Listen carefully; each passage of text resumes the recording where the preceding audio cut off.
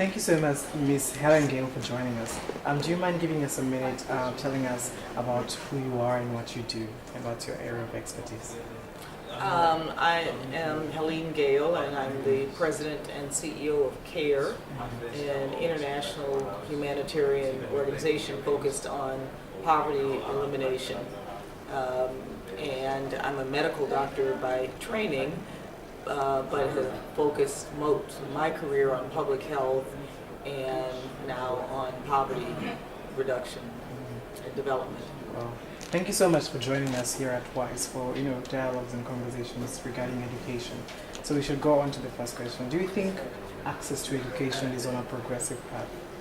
Well, I think conferences like WISE and the movement through the UN and others has really helped to raise the visibility of the importance of education. For too many years, I think people have kind of forgotten about the importance of education. And there hasn't really been an international voice that has spoken up for it.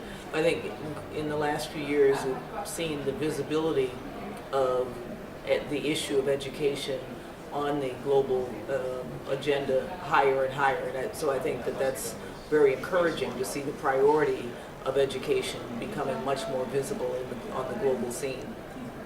Definitely, conversations around education at WISE have been very, very engaging and also critical and productive at the same time. Are these conversations relevant? I mean, do you see any outcomes coming out of this, or is it just very much of talk, but then when it comes to action, we lack a certain impetus to put our words into life? Well, sometimes I think action has to be preceded by talk, and bringing people together is sometimes the best way to generate ideas that can then move into action. But I think the global community has to make sure that it holds itself accountable for doing more than talking. There are millions of young people around the world today who don't have access to education, and we all know how fundamental education is to future life success. None of us would be where we are today if we hadn't had access to education. So, I think that it is important for us to hold ourselves accountable to make sure that we don't just talk about this, but we set in motion the kind of action that can produce universal access to education throughout the world. Okay. Going forward, how do you think faculties in education, that is both learners and teachers and members of the general community, how do you think we can come up and collaborate to make education better for our societies? Well, I think first of all, recognizing that everybody has a role in making sure that access to education becomes a reality. So we need governments, we need the private sector, we need the civil society.